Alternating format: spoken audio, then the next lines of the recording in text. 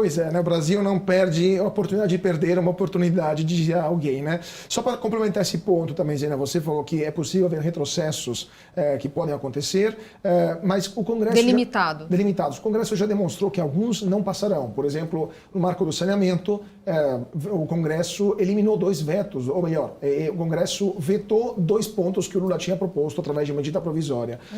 Você acha que isso pode acontecer, por exemplo, em outros âmbitos? A questão de incentivos, ou a questão de crédito, mas voltando a ser um BNDES gigantesco como era no passado? Olha, é o meio do caminho. É o meio do caminho. Mesmo no caso do marco do saneamento, a gente ainda vai ter que ver o que vai acontecer no Senado, né? Não sabemos ainda. Então, riscos de retrocessos enormes, talvez, acho pouco provável, mas alguns retrocessos assim, na linha de, olha, deu uns passos para frente, agora recua, eu acho que isso tá acontecendo. Mesmo na questão do BNDES, houve uma mudança da regra da taxa de juros, né, para projetos ligados à inovação, que deixa de ser a TLP e é a TR. É um equívoco na minha visão, mas o Congresso aprovou.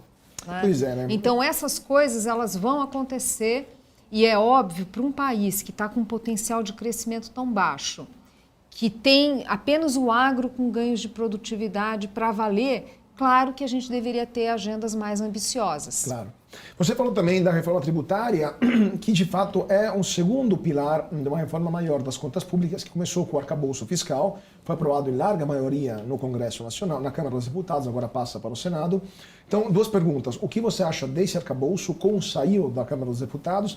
Você acha que há um risco de piora nas contas públicas? Há vários economistas que indicam o risco de aumento persistente e contínuo de impostos de carga tributária e, ao mesmo tempo, uma alta expressiva da dívida pública, que já é a maior dos países em desenvolvimento, seria ainda maior, o que quase insustentável para um país em desenvolvimento como o Brasil. Você concorda com essa visão? E, ligado a isso, qual reforma tributária você espera que saia do Congresso? Um IVA nos moldes europeus, um IVA dual, algo parecido? Qual que é a sua visão? O que você espera sair do Congresso? Então vamos lá. Primeiro sobre o arcabouço. Ele não... Falta ao arcabouço uma consistência interna. Em que sentido? Você tem ali algumas despesas que a gente ainda vai ver se o governo vai mudar essas regras ou não. Por exemplo, saúde, educação, que tem uma regra de aumento diferente do restante, ou seja, tem uma vinculação à arrecadação.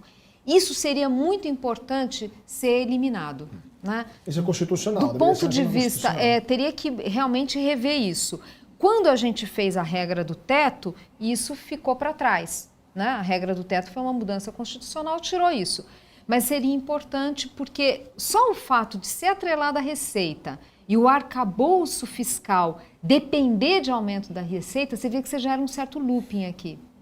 Sim. Porque você incentiva o governo a aumentar a carga tributária. E não fecha, porque se aumenta a carga tributária, aí uma parte já sobe automaticamente na mesma velocidade. Então, eu acho que teria que mudar. É claro que fica essa interrogação, porque é um tema... Aqui eu acho que foi uma pena mesmo a gente ter, por esse aspecto, um dos aspectos aí que foi uma pena a gente perder a regra do teto, né? Porque essa vinculação é importante. Sendo que às vezes parece que economista a gente não tem coração. Você fala, como assim, né? Gasto com saúde, com educação. Principalmente do lado da educação, a discussão é muito mais na gestão desses recursos. Como se gasta, não é quanto se gasta. É muito mais. Hoje o nosso maior problema é esse. Tem pesquisa acadêmica, inclusive, mostrando que os ganhos de aumentar transferência de recurso é muito pequeno. É muito mais uma questão de gestão. Então, só para dizer que não é aquela coisa fiscalista, essa minha afirmação não é apenas uma questão fiscalista, mas é também em função dos diagnósticos que se tem para essas áreas. Bom, a gente sabe que o arcabouço, ele tem esse problema de consistência, de falta de consistência interna por isso, e além disso, as metas estabelecidas para resultado primário e, obviamente, para a dívida pública, só fechariam com um aumento muito forte da carga tributária e com mudança dessas regras. Então, tem inconsistências no modelo. A terceira questão é que o fato de depender do aumento da arrecadação, isso é uma fonte de preocupação. Não que conter despesa fosse fácil, a gente sabe que não é. Mas o problema é que não só há dificuldades para aumentar a carga tributária, ainda que tem pleitos ali do ministro da Fazenda que são absolutamente legítimos e corretos. Por exemplo, quais? Por exemplo, tributação de recursos lá fora, de investimento lá fora. É importante que seja nivelado.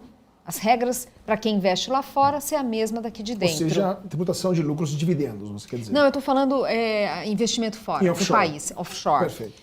É claro que o ideal é você nivelar, né? Você pagar o mesmo imposto, qualquer que seja a localização. Mas não há risco de bitributação nesse caso? Não, daí você tem se resolve, aí se resolve. Perfeito. Né?